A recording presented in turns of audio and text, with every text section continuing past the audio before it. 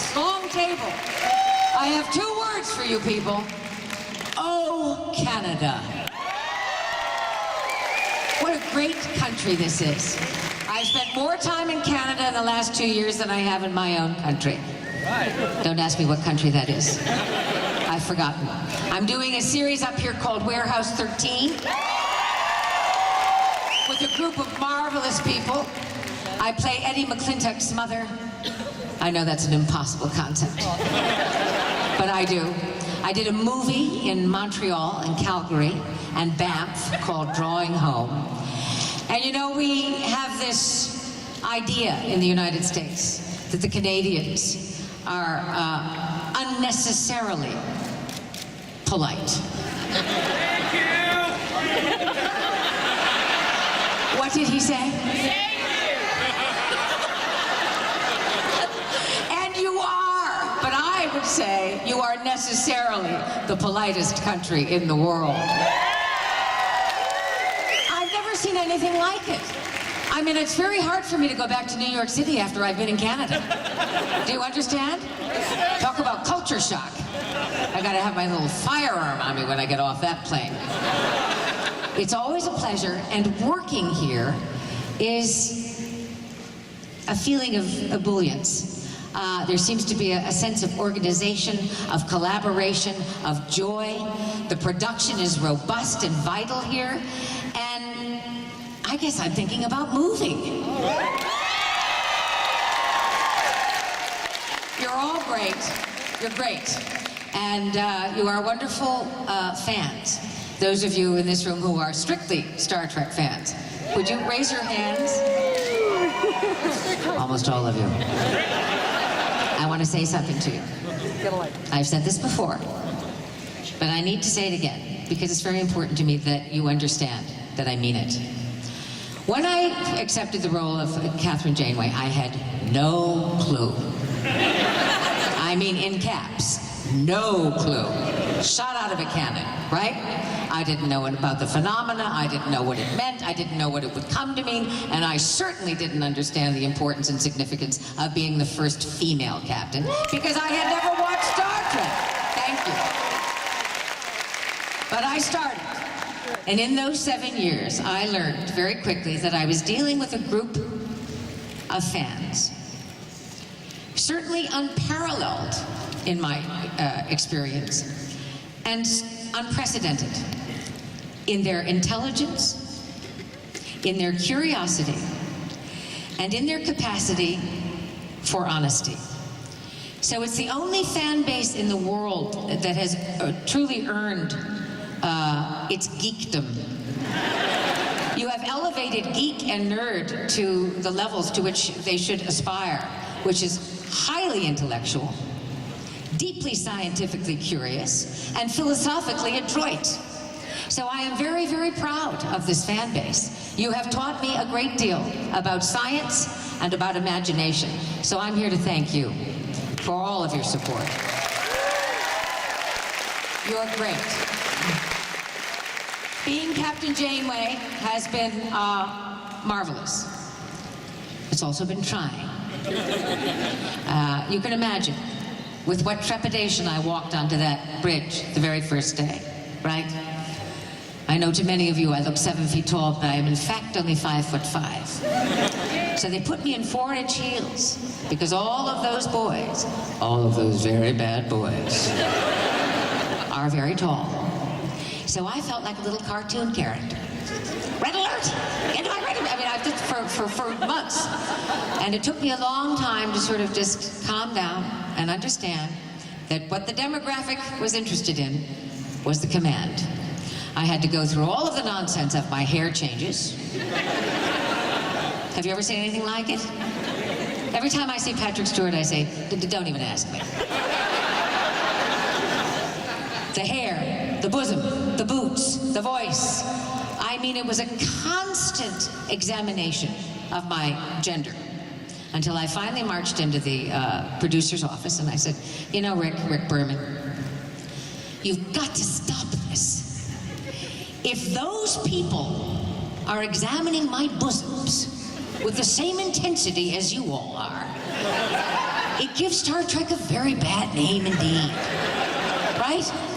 Why don't you just let them learn to trust me, care about me, follow me? Let me become the captain I want to be. Let me endow Janeway with Mulgrew, Mulgrew with Janeway, and then we'll make a marriage that will last. Otherwise, you're looking at a divorce here. Leave me alone. I'm a girl. I know how to boss these big boys around. I'm the oldest of 8 in an Irish family, right? Lending a whole new meaning to Red Alert. And slowly but surely they did. They let it go. And at that point, the alchemy did happen between Janeway and Mulgrew. And I owned her. And I had then 6 following ensuing seasons of great discovery. Often joy, but mostly a kind of deep and mysterious pride. Patrick Stewart met me the first week I was on the set, and he said, he came in to have a cup of coffee, and he was sort of leaning against the craft service table, watching me, you know. He has no problem with his hairdo. Watching me. And I came over. They gave me a 2-second break. And I came over and I said, tell me, I'm going to get through this thing. 7 years? How did you do it? He said, I'm going to tell you this once only. I can assure you that if you come in here and invest with 100% of your being, at the end of 7 years, you shall be proudest of this than of all the body of your work put together. I said, thank you, Captain. And he was right. And when we meet now and have drinks, which we do in airports, secretly, I have to take him away from all of those beauties who are always pursuing him in the airport. So I knock them down and say, Sir Patrick, come and have a drink with me. And we always say it's the best part of life. And you know he's a great Shakespearean actor. But when you do 7 years in this franchise, you've earned your stripes, you know? And especially as a woman. I was raising 2 small children. You know, these were 15, 16, 18-hour days for the first 2 seasons. That's a long, long week. So I was inordinately proud. And of course it is defining. I knew that. I knew that going in. And I know what my obit is going to be like. Kate Mulgrew, Captain Janeway, finally dies at 125. Right? I know it will be Captain Janeway. But my rejoinder to that is, and? Here, here. Could it possibly be better than that? Right? So it's been marvelous, absolutely marvelous. I'm thrilled. This usually goes very quickly, so I want to take questions. Do any of you have any questions? Yes, stand up. Does this work? Ooh. Went from very big. Very small. Who has a question? Do you have another mic? All right. I'll vamp while you're getting it. So it's all been terrific. I come up here and I do Warehouse 13. I'm going to do some more. In the spring, I'm doing a play in New York called Somewhere Fun by the exceedingly talented Jenny Schwartz, directed by Anne Kaufman. So for those of you who are avid theater goers, please come in New York in the spring. And my life is very good. I have 3 children, allegedly. And they're now, you know, getting on. And I remind them of that. And they give me great joy. I live in New York City. My life is interesting. I have the same group of intimate friends I've had since I was 23. I love to read. I love to have dinner parties. I love to cook. I love to walk. I love to write. So I am writing a book about my experiences, not only as Captain Janeway, but as Kate Mulgrew, as Captain Janeway. Who has a question for me? Yes. You have a very interesting question. Very interesting. Where's the microphone for him? There. Go on there, darling.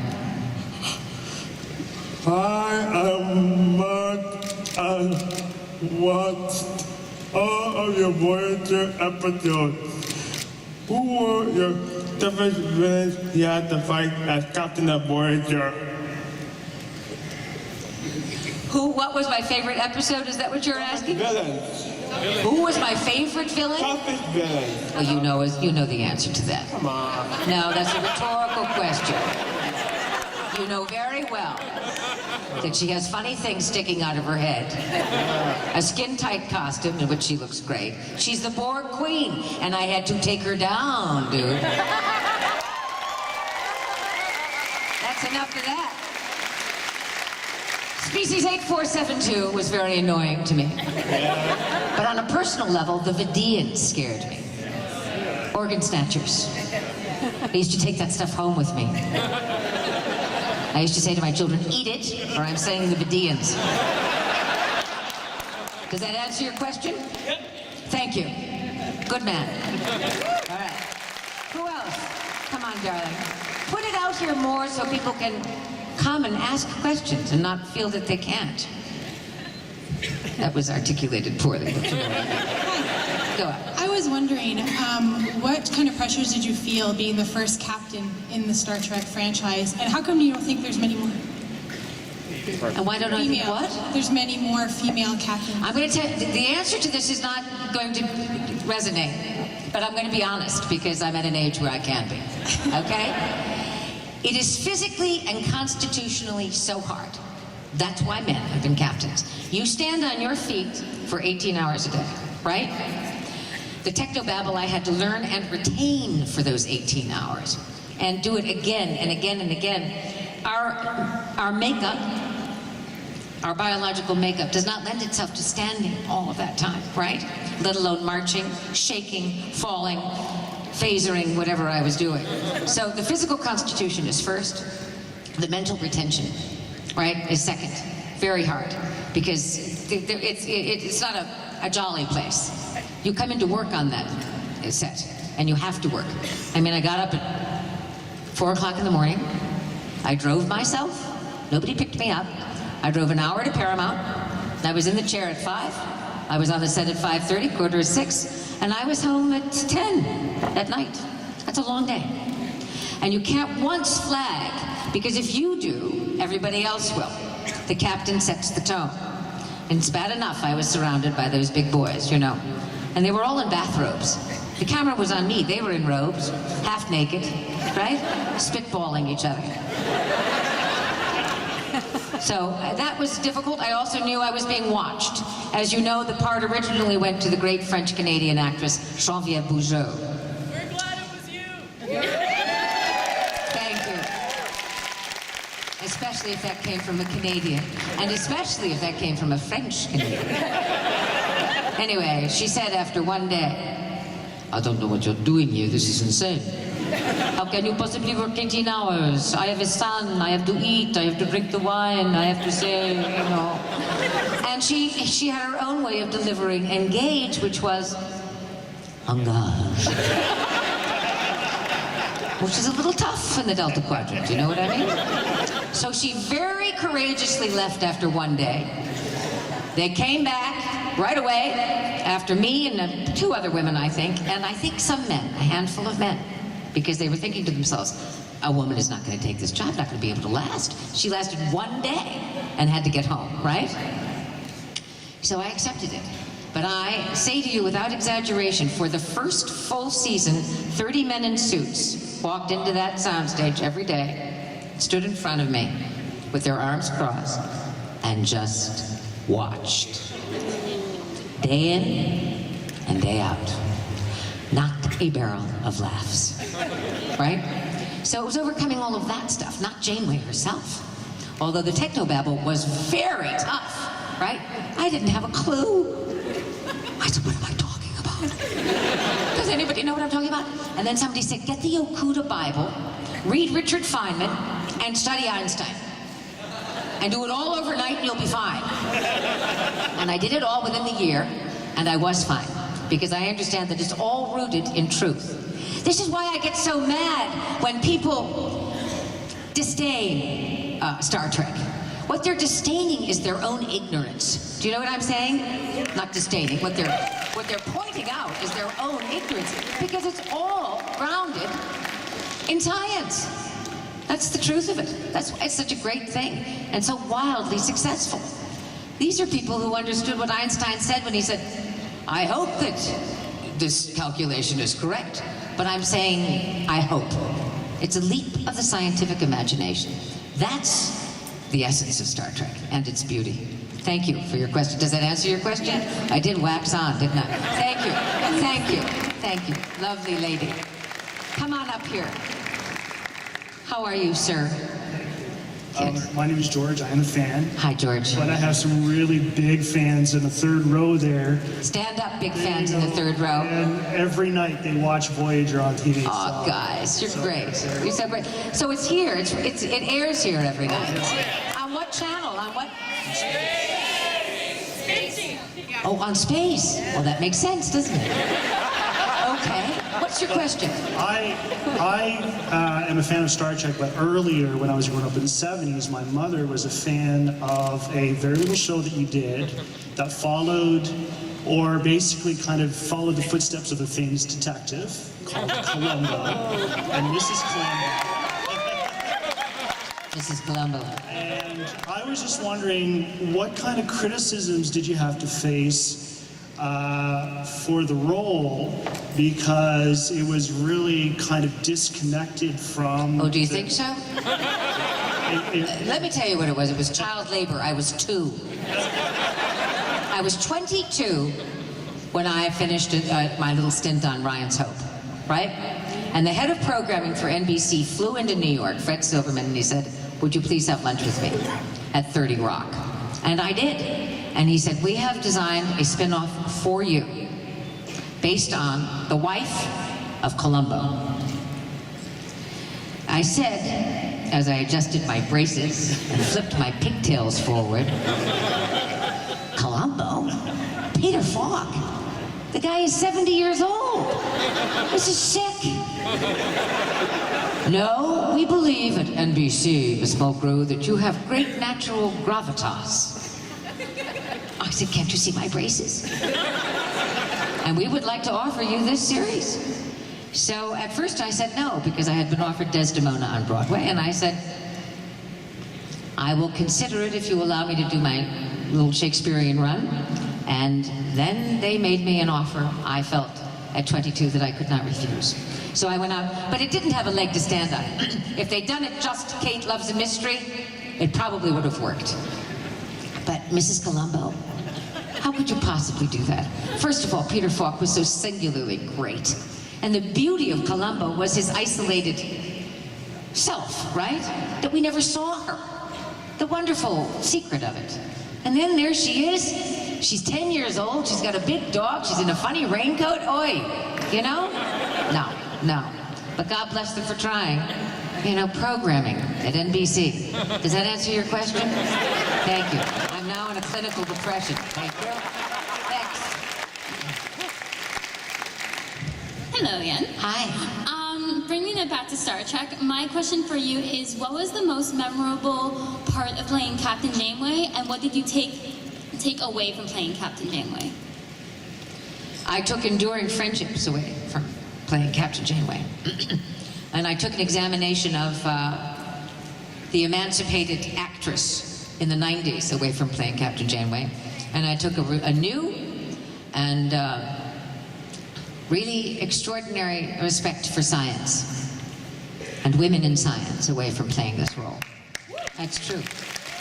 I'll tell you this story. It's one of the things that will always be with me. At the end of the first season, Mrs. Clinton invited me to the White House because she's a big fan, as Chelsea was, of Voyager, and that's the only thing that they would watch together. And she said, dear Miss Mulgrew, I have this wonderful idea. I'm going to call from the international community the greatest female scientists living today, and you'll come to the White House and speak to them. I wrote back saying, will you provide the drugs? I got on the plane and I wrote this grandiose, verbose, sentimental speech about women in science, about which I knew nothing.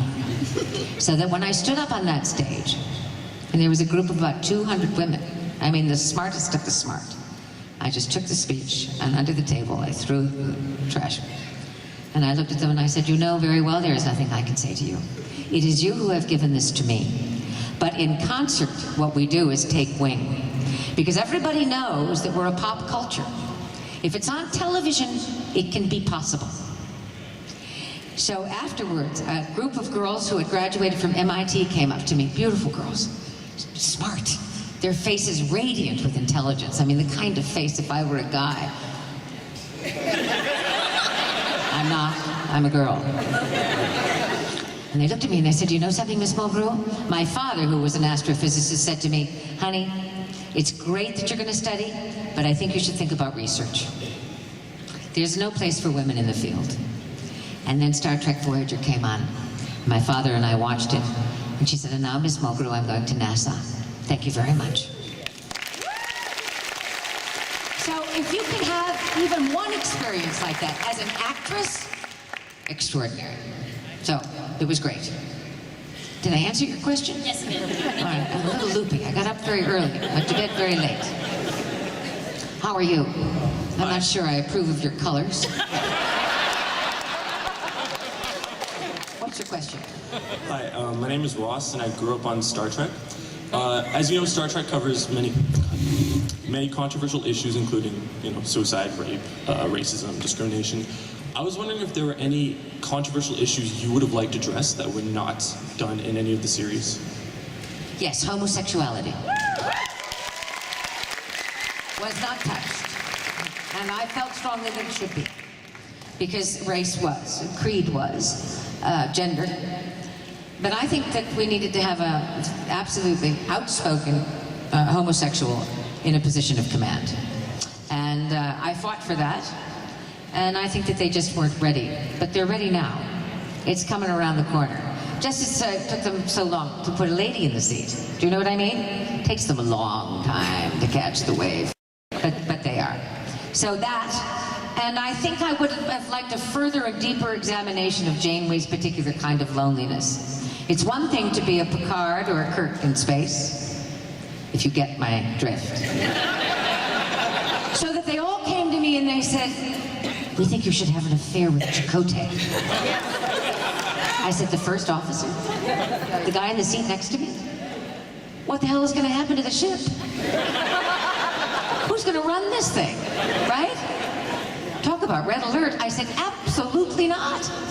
Because I was sure, convinced that you, a young man, and you, all men would look at me as a woman of childbearing years having an affair with her first officer and say, she's a lousy leader.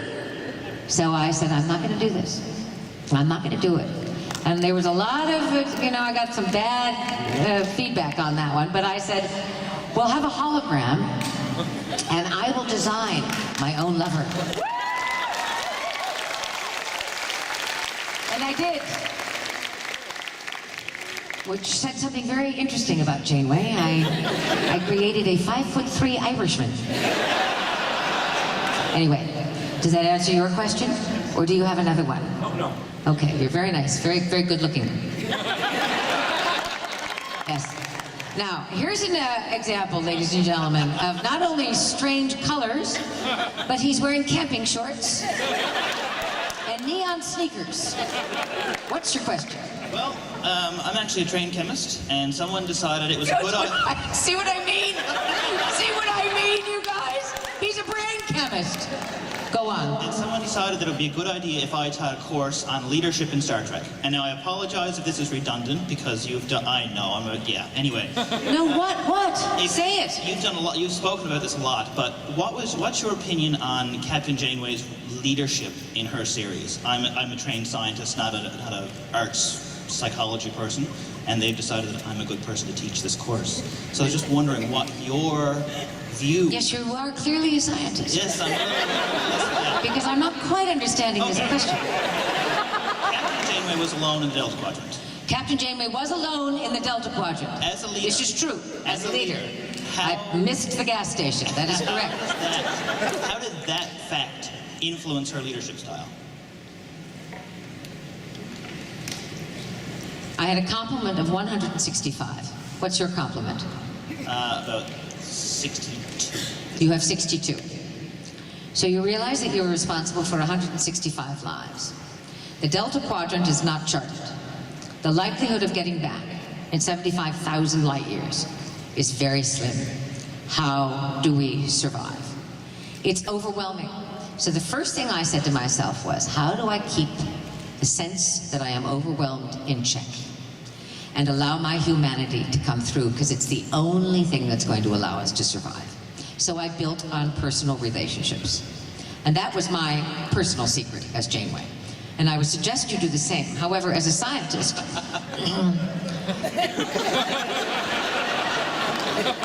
I think that you can do whatever you want, don't you? Is this what you wear to class?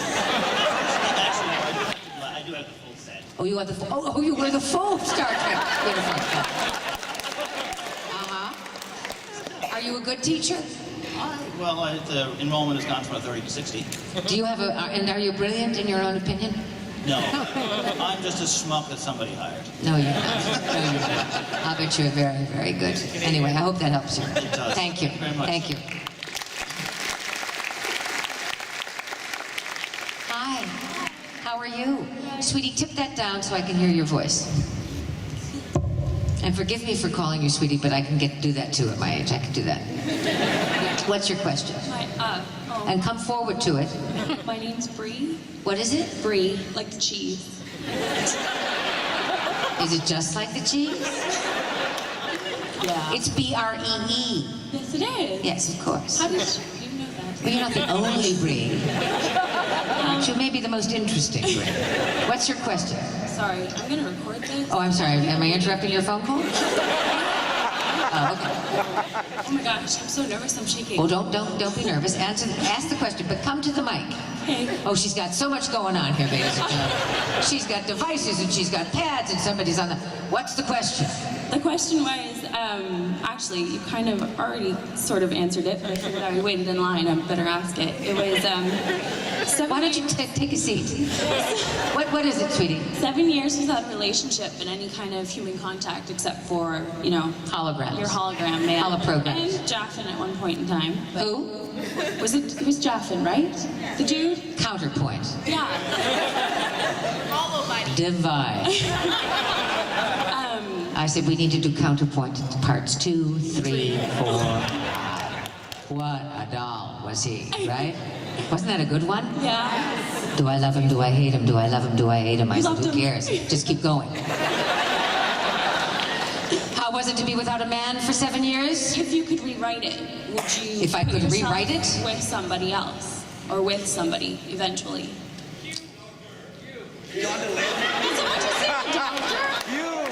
John Delancey happens to be one of my close personal friends. And I can assure you, he would not be my choice for 7 years. In the captain's quarters. Remember the scene in the bathtub? Yeah. I was supposed to be alone in the bathtub. The next thing I know, he's in the tub, he's got my shower cap on, he's got the bubbles going. That's exactly my point about men in space. No, I would not take a lover. No? No. Thanks. But I got to go home at night. Okay, good. Have fun. Good devices. Very good. Come. Hi. Hi, my name's Lots of Kate. handsome guys here today. My eye just fell on a man with a very white face and a green bow tie. As I said that, you two are unique in every way. What is your question? Well, my first question was Mrs. Colombo, but we touched on that. We touched. I'd have to say, you know, you didn't promote Harry Kim above Ensign the entire trip. I didn't promote Harry Kim. Why do you think I didn't? Why do you think I didn't promote Ensign Kim? You kept screwing up. But Hard to tear him away from the roulette table, you know what I'm talking about? Somebody has to always be the ensign. That's just the way it goes. I was busy promoting everybody. I promoted myself, right? Excellent. One thing I was going to ask you to talk about, any fun stuff on set, pranks, jokesters? I know, you're a guy. Robert Duncan. You're like in your mid-20s, aren't you? Yeah. Yeah, because you want to know about fun stuff with the guys. Guys think other guys are funny. especially at 3 o'clock in the morning. But 42-year-old women with small children at home don't really think that stuff is funny.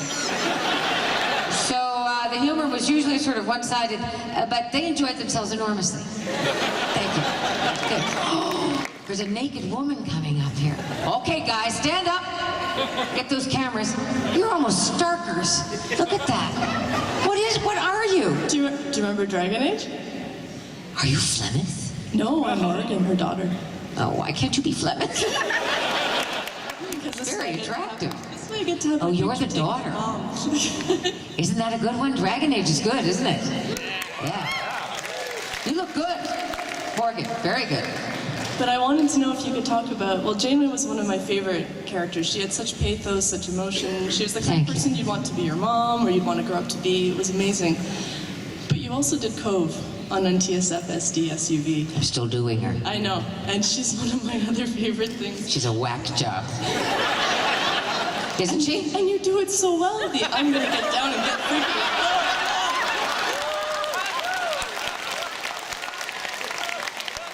So I wonder if you wanted to advertise it a little bit, talk about it, because I'm not sure everyone knows what it is yet. Does anybody watch my series NTSF SD SUV? Yes. Thank you, all three of you. This is on Adult Swim. I myself haven't watched it. I just do it. It's brilliant. These guys are lunatics. It's the Upright Citizens Brigade, the top comedians in the United States, in Hollywood. And we're doing a series. It's live action. And I play the head of a terrorist strike force. I wear an eye patch. I'm obsessed with sex. I'm married to Paul Scheer. Do you know the comedian Paul Scheer? He plays Trent Howard. He's the lead. Yes. Yes. And we have 2 children, Jericho and Cherokee. They don't speak. They've never spoken, but they're karate champions. And we're in the business of keeping San Diego a second-rate city. Do I need to go on with what this series is about? It's a lunatic thing, but it's fun. It's a send-up of everything. I watch it because you're on it, then it's just epic. I hope you're having fun with it. I think we can take procedurals a little too seriously, don't you? Just Not to be confused with good sci-fi. But procedurals are very self-important, aren't they? Captain, did you find the perp? You know, all that stuff has to be sent up. So thank you for watching. Thank you for being Morgan. You're lovely. She's going to set off the fire alarms, that one. Yes. How are you? Good, thank you. It's an honor to finally meet you. You have a device? I do, if you don't mind. What do you think a Martian would say if a Martian came down about this culture? You don't even want to ask me a question, you just want to take a picture. The Martian would come down and he would report and he would go back to Mars and you know what he would say to the leader of Mars? They're all attached to a device without which they cannot live or breathe. And the really ambitious ones have 5 of them. All right, now ask me a question. Okay. A quick comment. I started watching Warehouse 13 again because of you, because I really am a Good, big fan. it's fun, isn't it? I also loved the show Mercia. I just wanted to know what it was All like. the good ones bite the dust, honey. I know. And the Black Donnellys, I loved that. Yeah, it's good. I mean, What was it like to work on the show on the set of Mercy? Mercy was great. Taylor Schilling, who played my daughter, is wonderful. Peter Garrity, one of the great actors of all time, is my husband. I mean, that's my thing, honey, the Irish Catholic family. So it was wonderful. I thought the writing was great, and it lasted 1 season. What can I tell you? I don't know. There seems to be a very short attention span. And I don't know why that is. I think it's because we're living in a digital world, isn't it? We're not reading books anymore. You have a Kindle, or a Nook, or a thing this big. Instead of embracing the ritual of the book, right? That goes for all kinds of art.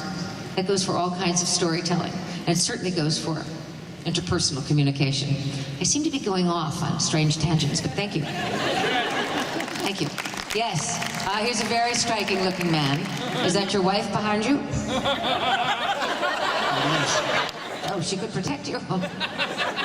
Now this is, are you a Vulcan? I am a Vulcan. I see. Actually. Mm-hmm. And in the absence of a tricorder, I'm going to be.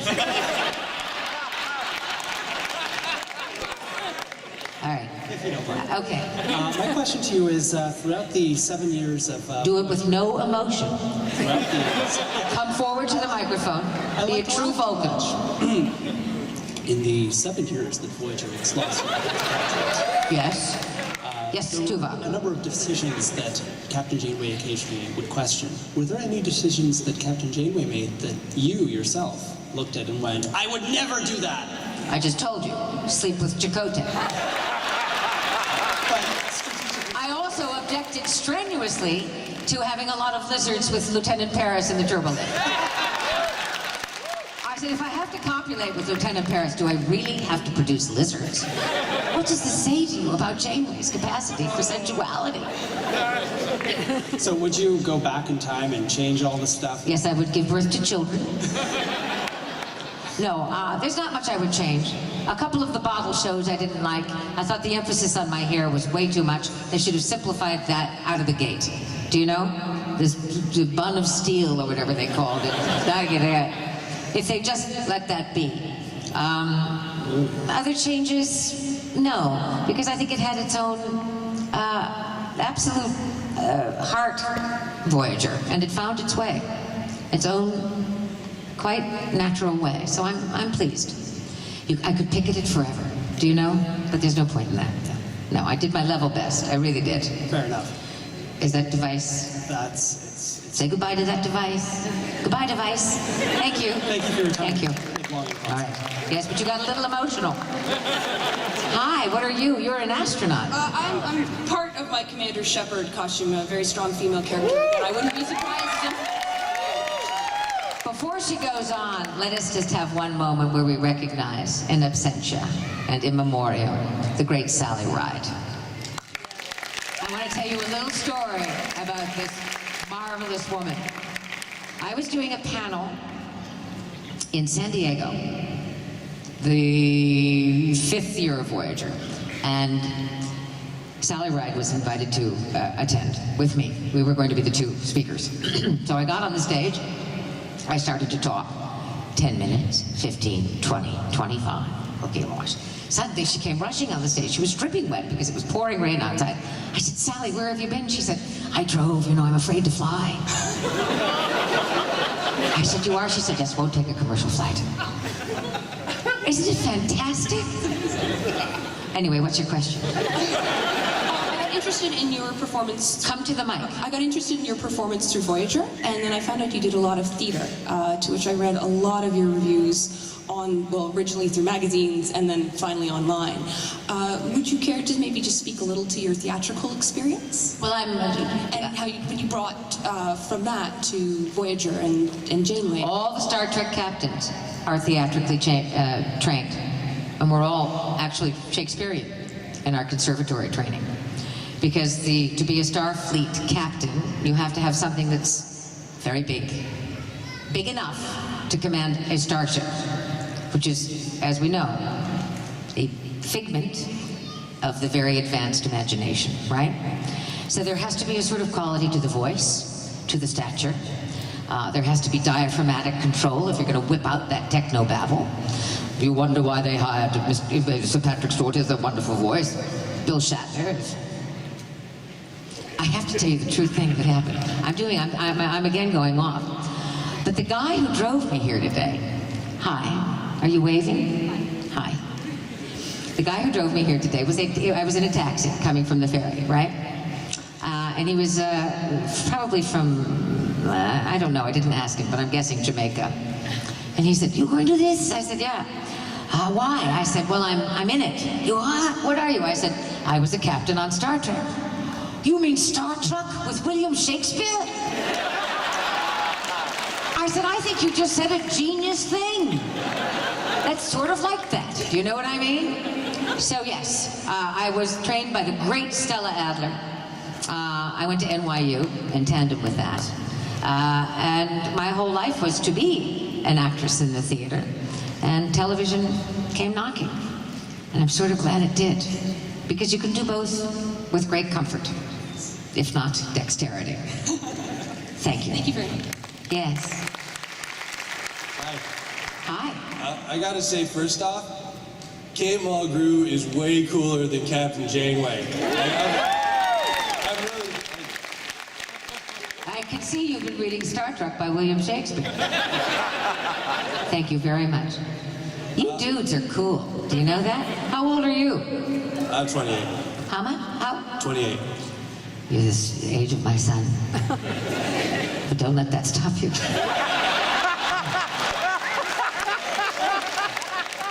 Come on. Come to the mic. Come to the mic. Yes, that's good. Pick it up. I don't even know what to do now. Oh, yes, you do.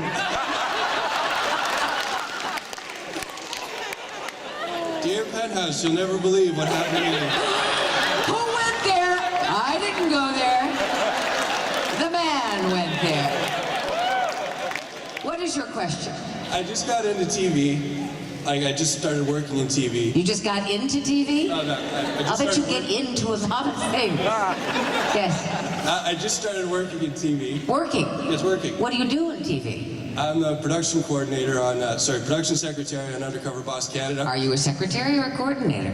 Kind of both. You're kind of both. I do it. I answer the phones and then I do whatever else they tell me to do. I'm sure you do. By the way, Okay. premiering September 6th on the Women's Television Network. Don't miss it. You're a charmer. I want to eventually do scripted drama. Do you have any advice about how to work with actors? Actors? Yeah. Or actresses? Both. Yes. You must be overwhelmingly flattering to the point where you really, sort of want to secretly throw up. But the more you flatter an actor, the more the actor is going to be inclined to be ambitious on your behalf. That's the extent of my advice on that one. And you just keep going the way you're going, pal, because you're going the right way. Thank you so much. Okay. Good luck. And they all have sneakers, They've all got those sneakers. Those sneakers are code for something. What's your question? Hi, how's it going? Good. How's it going with Is this you? too close? I don't have a device on me, so... You don't have a device. I will forgive you. But I see the devices coming up behind you. Okay, well, there was a sense that, I guess, the original series sort of ended before its time, and obviously Voyager went on for 7 years, like the other two Star Trek, 24th century Star Trek shows. Yeah, but Enterprise didn't. Well, yeah, it's 22nd century? Voyager and Enterprise are the only two starships who went for 7 years. Deep Space Nine was a space station. Yeah, that's true. Hey, Yeah. you know what I'm talking about? You know this better than I do. Okay. But I was going to ask, did you feel like, as an actress, I'm really glad I didn't call you actor, as an actress, did you feel like you sort of accomplished all you wanted to do with Janeway? I mean, you said that, you wanted to sort of explore her loneliness a bit more. Anything else like that you... Her loneliness, her humanity. Leonardo da Vinci, that was my idea. And I wish that there had been more of an exploration of Janeway's many-faceted personality. I mean, she was either a scientist, or she was a captain, or she was this. And I think that she was, a complex woman. And I think that the next Star Trek should try to do that. That's really uncharted territory. The complexity of the captain. Because I think to want to be a captain is not unlike wanting to be a very good actress. It's complicated.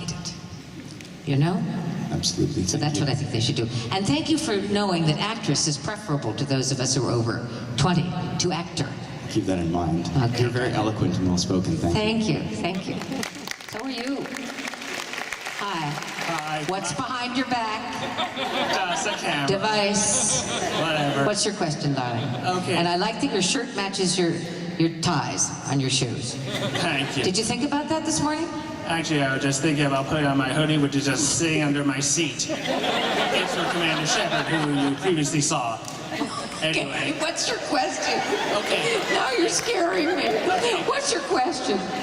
Because 7 of 9 has to come up here and ask me a question. Okay, I want to ask, are you coming back for future Dragon Age games? Because you're going to produce more than just 3.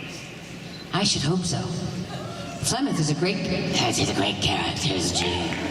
Wild, mysterious, dangerous. Did they tell you what Flemeth was? No. You tell me. I think she might be Andraste, or not. Who will see? That's a good point. I'll take it to the producers. Thank you very much. 7 of 9 is here. Yep, there's one in every crowd. This is a particularly lovely one. What is your question? I just wanted to say I was here last time you were here, and you were amazing and inspiring and incredible, and I think everybody in this room has been inspired by you, and I'm just in love with you, and thank you for being so amazing to your fans, because you're just incredible. Well, coming from 7 of 9, that means a lot. Thank you, darling. Thank you. I just had a quick question. Yes. Did you actually drink all that black coffee? I take mine with a little cream, if you know what I mean. I don't even know why I said that. But I know this. You're a great group. They're telling me to wrap it up, right? Or do I not have to wrap it up?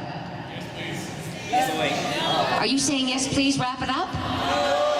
No. Does that answer your question? Thank you, ma'am. Thank you. Very pretty.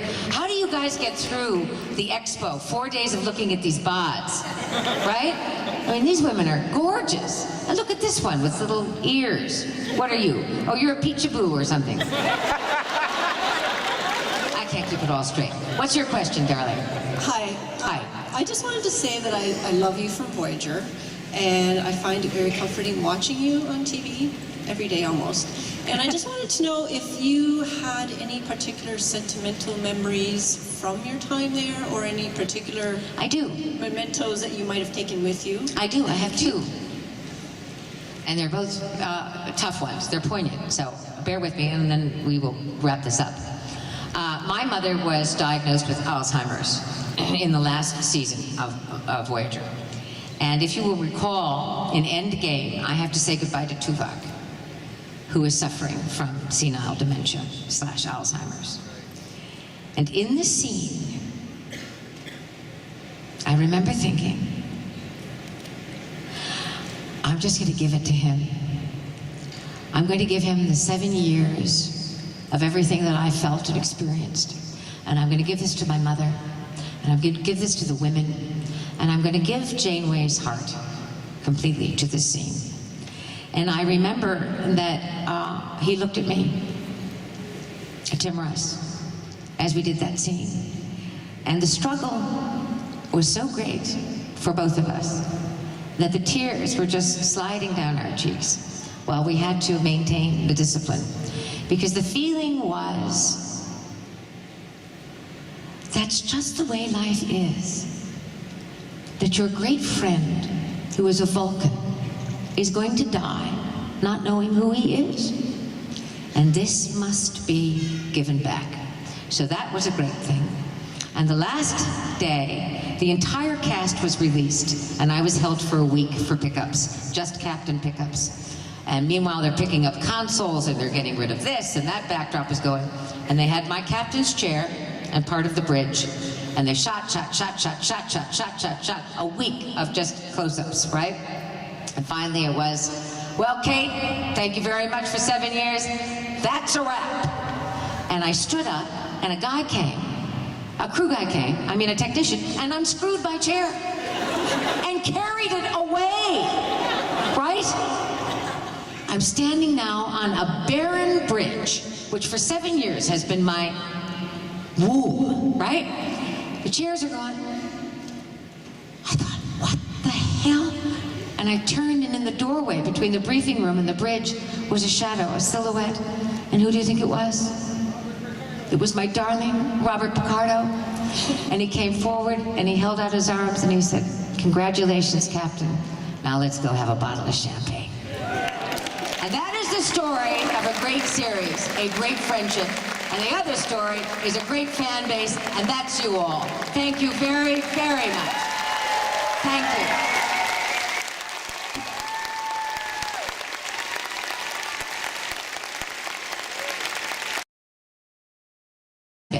You have taught me a great deal about science and about imagination. So I'm here to thank you for all of your support. You're great. Being Captain Janeway has been marvelous. It's also been trying. You can imagine with what trepidation I walked onto that bridge the very first day, right? I know to many of you I look 7 feet tall, but I am in fact only 5'5". So they put me in 4-inch heels because all of those boys, all of those very bad boys, are very tall. So I felt like a little cartoon character. Red alert!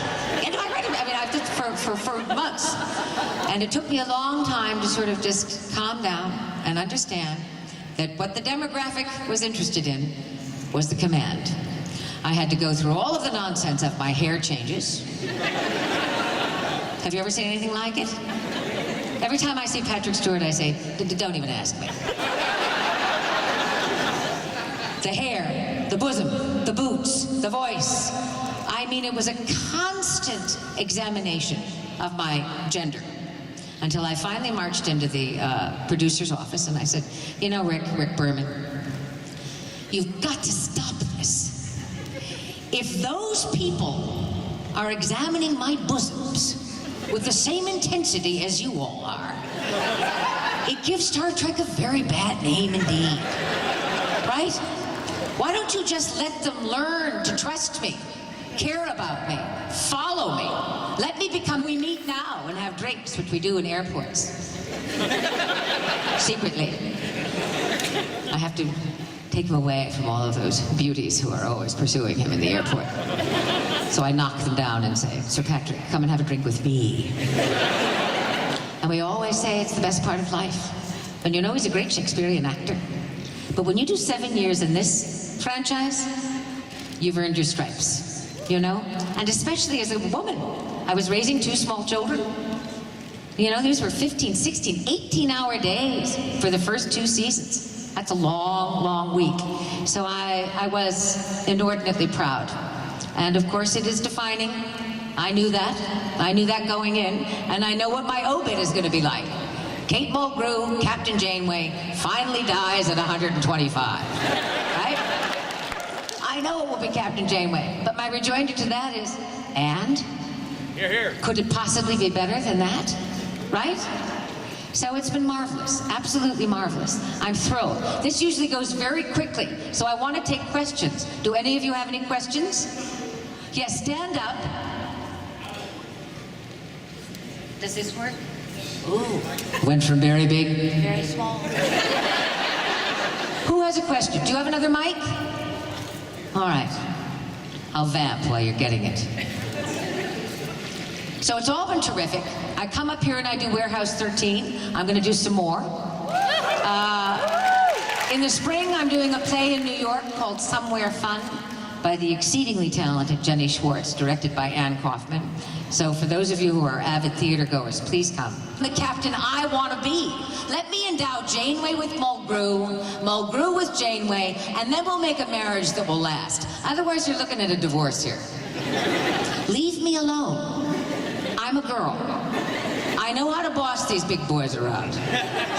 I'm the oldest of 8 in an Irish family. Right? Lending a whole new meaning to Red Alert.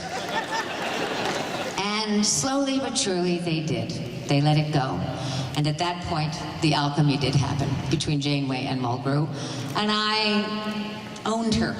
And I had then 6 following ensuing seasons of great discovery, often joy, but mostly a kind of deep and mysterious pride.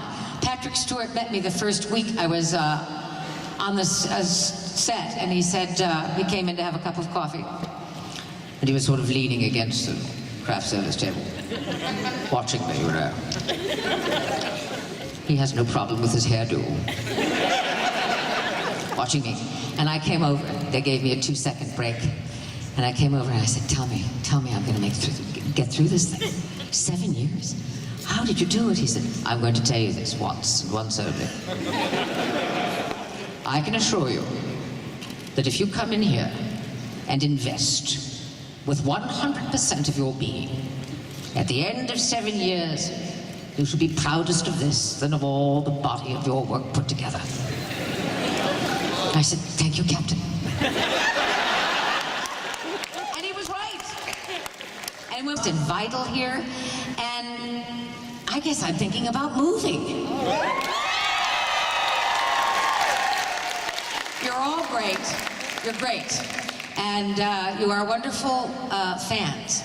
Those of you in this room who are strictly Star Trek fans, would you raise your hands?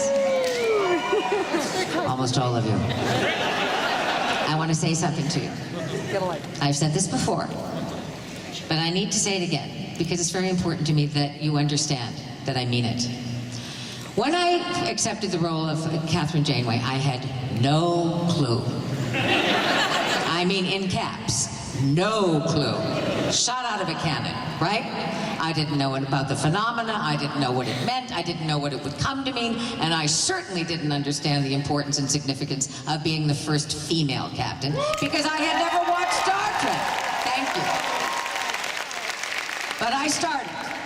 And in those 7 years, I learned very quickly that I was dealing with a group of fans, certainly unparalleled in my experience, and unprecedented in their intelligence, in their curiosity, and in their capacity for honesty.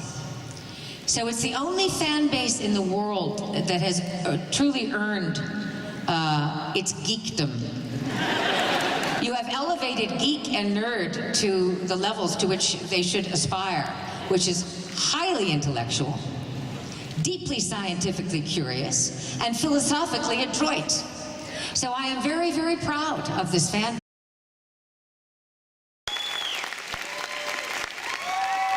Hello, everybody. How are you? I can't stand this long table. I have 2 words for you people. Oh, Canada. What a great country this is. I've spent more time in Canada in the last 2 years than I have in my own country. Don't ask me what country that is. I've forgotten. I'm doing a series up here called Warehouse 13 with a group of marvelous people. I play Eddie McClintock's mother. I know that's an impossible concept, but I do. I did a movie in Montreal and Calgary and Banff called Drawing Home.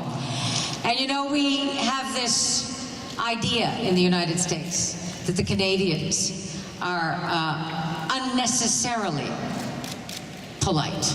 Thank you. What did he say?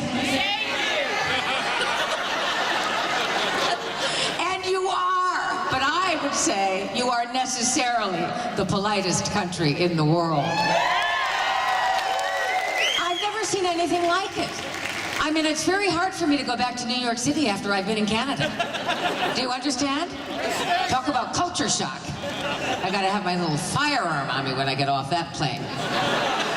It's always a pleasure, and working here is a feeling of ebullience. There seems to be a sense of organization, of collaboration, of joy. The production is robust.